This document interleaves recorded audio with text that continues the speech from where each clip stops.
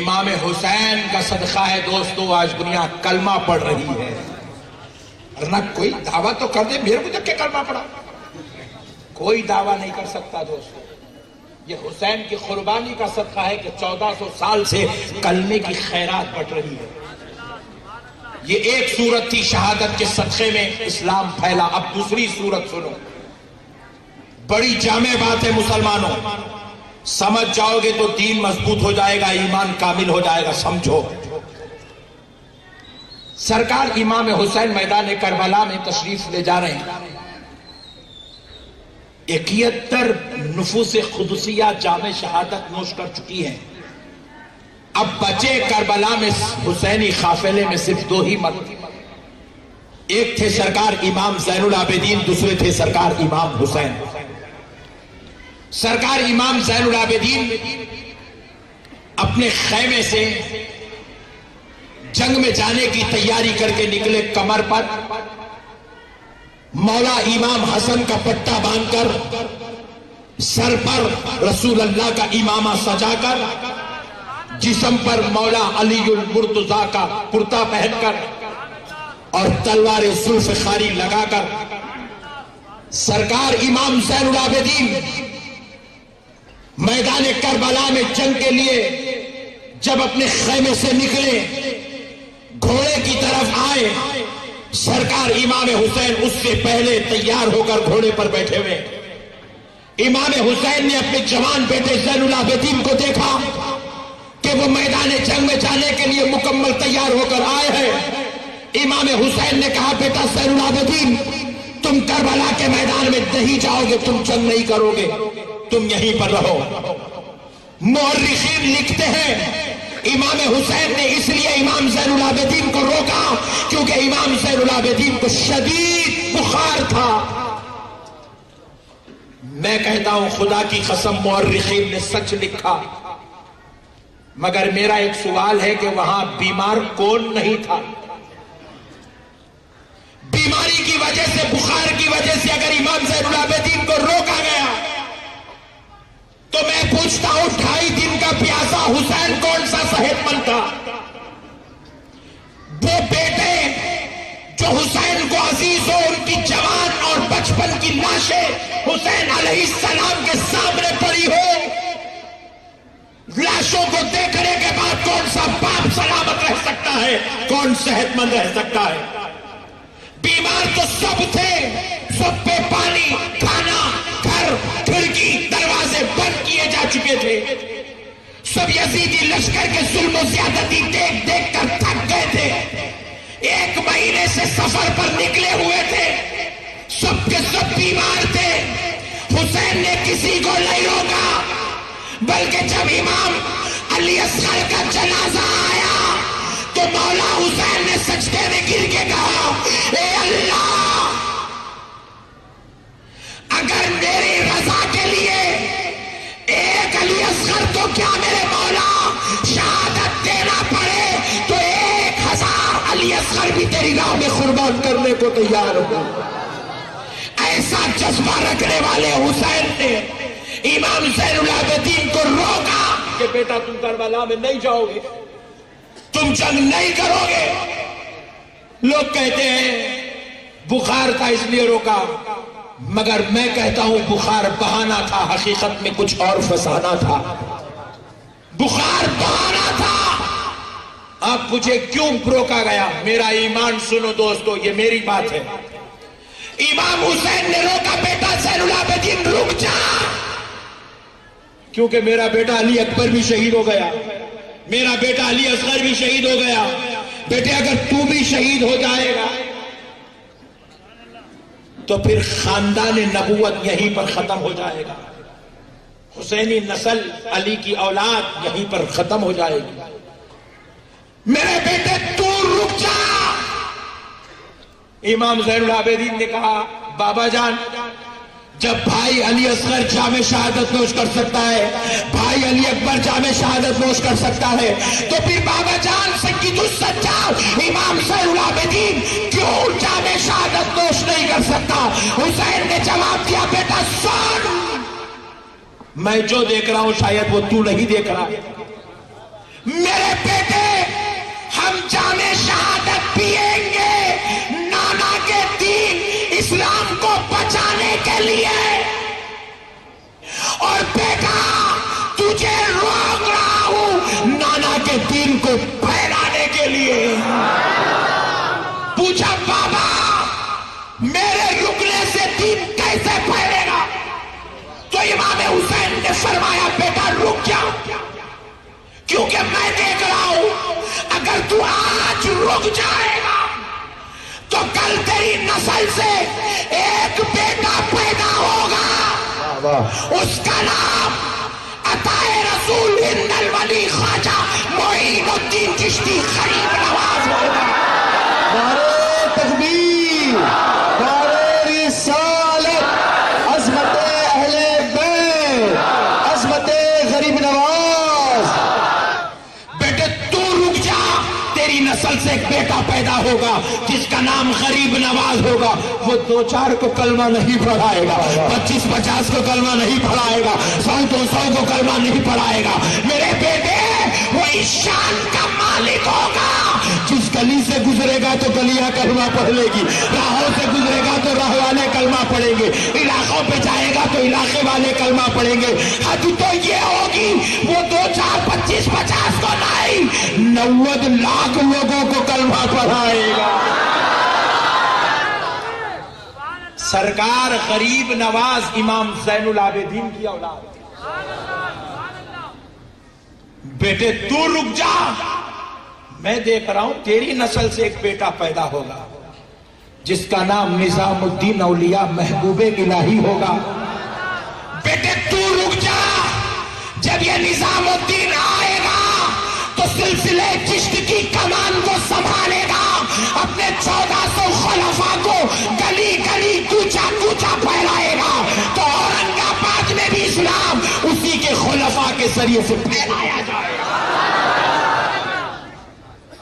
یہ ہے امام حسین کی نظر۔ کہا بیٹا تو رک جا، میں دیکھ رہا ہوں تیری نسل میں ایک بیٹا پیدا ہوگا جس کا نام بندہ نواز ہوگا۔ بیٹے تو رک جا، میں دیکھ رہا ہوں تیری نسل میں ایک بیٹا پیدا ہوگا جس کا نام سرکار سید زین الدین صاحب قبلہ ہوگا۔ گلی گلی، خریا خریا، کوچا کوچا، شہر شہر، علاقہ علاقہ، ملک ملک تیرے بچوں کے ذریعے سے دین پھیلایا جائے گا۔ سرکار امام حسین نے زین العابدین کو بچایا، اور امام حسین کی نظر تو دیکھو، حکمت خداوندی دیکھو۔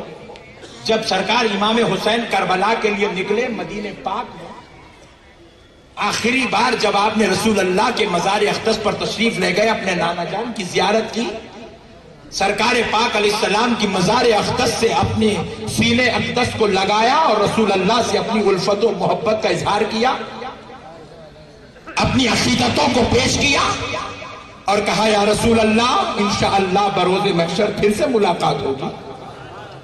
جب یہ کہہ کر نکل رہے تھے تو سرکار امام حسن کے 3 بچے، کتنے؟ سرکار مولا امام حسن کے 3 بچے امام حسین کے قافلے میں شریک ہوئے۔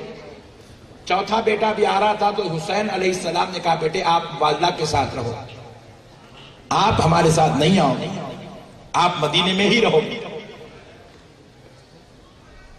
حضرت امام حسین نے اپنے بڑے بھائی مولا امام حسن کے ایک بچے کو مدینے میں رکوا دیا، وہ ان کی والدہ محترمہ کے ساتھ مدینے میں رہے۔ 3 بچے امام حسین کے ساتھ آئے اور کربلا میں جام شہادت اپنے چچا کے ساتھ پی گئے۔ ایک بچہ مدینے میں رہا، ادھر امام زین العابدین کو بچایا، ادھر ایک بچے کو بچایا۔ روایات میں آتا ان کا نام حضرت مسنہ تھا۔ جب حضرت مسنہ کو رکایا گیا تو حضرت مسنہ کی اولاد سے ہم نے پوچھا ان کو کیوں رکایا؟ حسین کی نظر دیکھ رہی تھی کہ حسن کی نسل یہ بچے سے آگے بڑھے گی، وہ بچے کی نسل آگے بڑھی تو کیا ہوا؟ ان کی اولاد میں ایک بیٹا پیدا ہوا، اس بیٹے کا نام حضور سیدنا شیخ عبد القادر جیلانی محبوب سبحانی سرکار غوث اعظم پیدا ہوا۔ نعرہ تکبیر، نعرہ رسالت، عظمت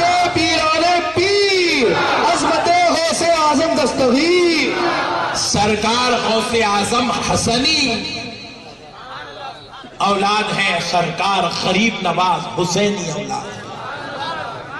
خاندان حسن سے غوث اعظم پیدا ہوئے, نسل حسین میں غریب نواز پیدا ہوئے. غوث اعظم کو ولایت اور ولیوں کی سرداری دی گئی, غریب نواز کو پورے ایشیا کی سلطنت دی گئی. کہا بیٹا آج ہم اس یزید پر لعنت بھیجتے ہیں, جام شہادت نوش کرتے ہیں, ہم تو جام شہادت پی لیں گے نانا کے دین کو بچانے کے لیے. بیٹا تجھے روک رہا ہوں نانا کے دین کو پھیلانے کے لیے. اور ایک لطیف نکتہ سنو دوستو, لوگ خالی کتابیں پڑھتے جاہلوں کی طرح, دین سمجھے نہیں کبھی. سمجھیں گے بھی کیسے؟ دین سمجھنے کے لیے ولیوں کی صحبت چاہیے, ملنشوں کی صحبت نہیں چاہیے. دین سمجھنے کے لیے ولیوں کی صحبت, علماء کی صحبت چاہیے تو دین سمجھ میں آتا ہے دوستو. اچھے لوگوں کی صحبت میں بیٹھے تو دین سمجھ میں آتا ہے. تم نے ہزاروں مرتبہ نام سنا ہوگا, بخاری, مسلم, ترمذی, ابن ماجہ, ابو داؤد, فقہ حنفیہ, فقہ شافعیہ, فقہ مالکیہ, فقہ حنبلیہ, تفسیر بیضاوی, تفسیر نصفی, تفسیر جلالین, ہزاروں بار تم نے سنا. کبھی غور بھی تو کیا نہیں کیا؟ کم سے کم اب احمد نقشبندی بیان کر رہا ہے, اب تو کر لو, اب تو کر لو تاکہ آخرت بہتر ہو جائے. آپ کو نہیں بول رہا ہوں, ویری گڈ, یہ پٹھا نہ ہو, بازو والوں کو بول رہا ہوں. اب تو غور کر لو کم سے کم. دیکھو علم کی حفاظت کا کام, علم کی حفاظت کا کام غیر سیدوں سے لیا گیا. سرکار امام اعظم ابو حنیفہ سے لیا گیا, غیر سید. سرکار امام شافعی سے لیا گیا, غیر سید ہے. سرکار امام مالک سے لیا گیا, غیر سید ہے. سرکار امام احمد بن حنبل سے لیا گیا, غیر سید ہے. سرکار امام بخاری سے لیا گیا, غیر سید ہے. سرکار امام نصفی سے لیا گیا, غیر سید ہے. امام ابو داؤد, امام نسائی, امام مسلم, امام ترمذی, امام ابن ماجہ سے کام لیا گیا. قیامت کی صبح تک ان کا کوئی ثانی پیدا نہیں ہوگا مگر یہ غیر سید ہے. علم کو بچانے کا کام, حدیث کو پھیلانے کا کام, قرآن کو سمجھانے کا کام, فقہ کی تدوین کا کام, روایات کا کام, سند کا کام, تشریحات کا کام غیر سیدوں سے لیا گیا. مگر دین بچانے کی جب جب بات آئی, کلمہ پڑھانے کی بات آئی, نانا سے تعلق جڑانے کی بات آئی, مولا تک پہنچانے کی بات آئی, تو اب غیر سیدوں سے کام, یہ پورا کام حسنی اور حسینی نسلوں سے لیا گیا.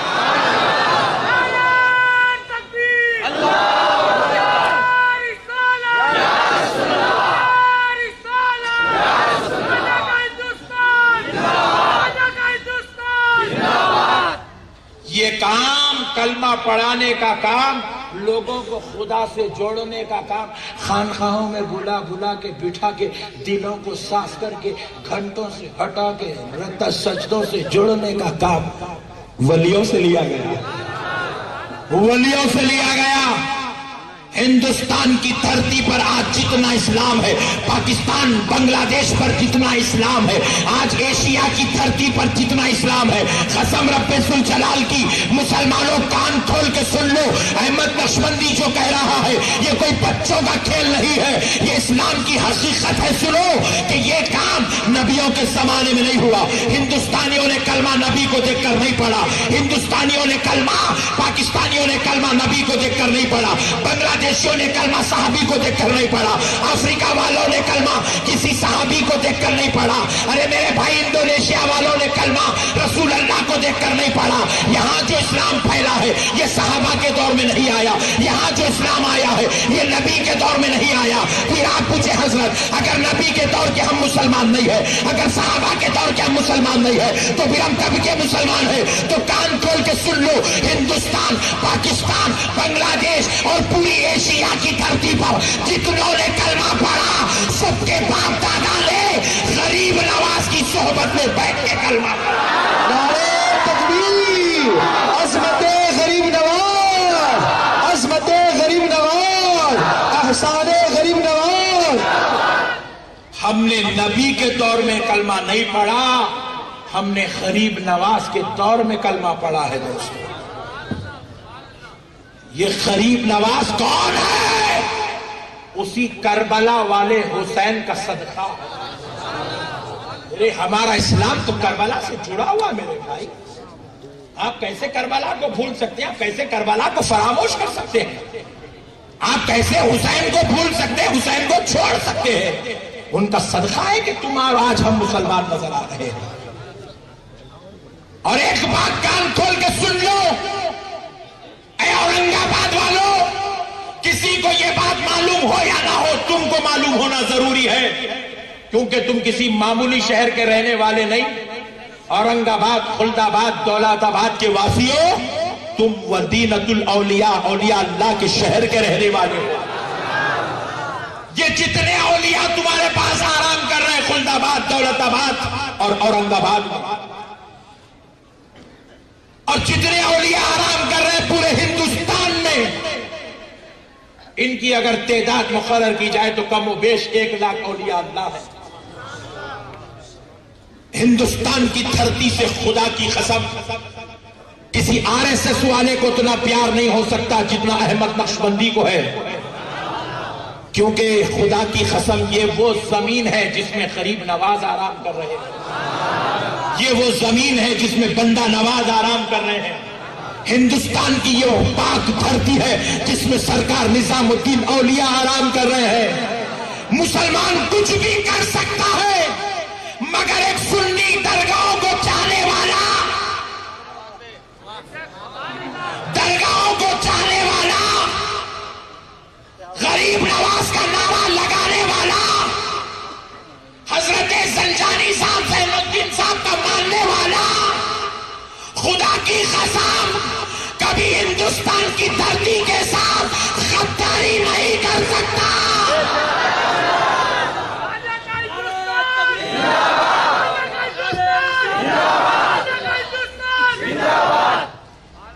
مسلمان میں درگاہ والا گنہگار تو ہو سکتا ہے، خطاکار تو ہو سکتا ہے، سیاہکار تو ہو سکتا ہے، شرابی تو ہو سکتا ہے، مگر حکومت وقت کان کھول کے سن لے، درگاہ والا دہشت گرد نہیں ہو سکتا ہے، واہ واہ، بہت خوب، غدار ہندوستان نہیں ہو سکتا ہے۔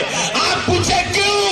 کیونکہ ہمیں اپنے باپ سے زیادہ اس دھرتی ہندوستان سے پیار ہے، کیونکہ اس میں حسین کے بیٹے آرام کر رہے ہیں، اس میں فاطمہ کے لال آرام کر رہے ہیں، اس میں علی کے دلارے آرام کر رہے ہیں، اس میں خاندان نبوت کے چشم و چراغ آرام کر رہے ہیں۔ اس دھرتی کے بعض مقامات پر چپل پہننا بھی مسلمان درگاہ والا اپنے لیے بے ادبی سمجھتا ہے۔ یہ دھرتی ہمیں اتنی عزیز ہے، یہ دھرتی ہمیں اتنی عزیز ہے، اگر اس دھرتی کو بچانے کے لیے حکومت وقت سن لے، اس دھرتی کو اگر کسی ظالم کی گندی نظر لگ جائے، اگر اس ہندوستان کی زمین کو بچانا پڑے، کوئی آئے یا نہ آئے، غریب نواز کے غلام سب سے پہلے آگے آئے، کیونکہ ہم سب کچھ تو برداشت کر سکتے ہیں۔ جس زمین میں اولیاء اللہ آرام کر رہے ہو، اس زمین کے ساتھ غداری برداشت نہیں کر سکتے۔ یہ زمین ہماری جان سے زیادہ عزیز ہے۔ یہ اورنگ آباد کا نام سنتے ہیں تو خدا کی قسم ہمیں مدینے والے مصطفیٰ کا صدقہ یاد آ جاتا ہے۔ معراج میں جو لباس مصطفیٰ نے پہنا تھا، اے اورنگ آباد والوں، تمہاری قسمت پہ قربان جاؤ، چاہتا تو میرا نبی اور میرا رب وہ جبہ کسی اور کو بھی دے سکتا تھا، وہ پاکستان بھی جا سکتا تھا، وہ عربستان بھی جا سکتا تھا، وہ ترکی بھی جا سکتا تھا، وہ ملیشیا بھی جا سکتا تھا، وہ کہیں بھی جبہ مبارکہ، جبہ مصطفیٰ جا سکتا تھا، لیکن رب نے کہا کہیں اور نہیں جائے گا، یہ تو میں نے اورنگ آباد والوں کی قسمت میں لکھا ہے. نعرے تکبیر، نعرے رسالت، شان اورنگ آباد، شان اورنگ آباد، مدینۃ الاولیاء، جھبہ رسول اللہ، تہران رسول اللہ، موئے مبارک رسول اللہ. یہ حکمت خداوندی تم پہ مصطفیٰ کا احسان ہے دوستو. یہ نبی نے اپنا جبہ تمہارے مقدر میں لکھا ہے. اب ایسے نبی جو اپنا وہ جبہ جو معراج میں پہنا ہو اورنگ آباد والوں کو تم کو دے دیا تو پھر تم ان کے نوازے کی محبت میں شربت نہیں پیتے؟ پلاتے؟ کون کون نہیں پلاتے؟ ہاتھ اٹھاؤ.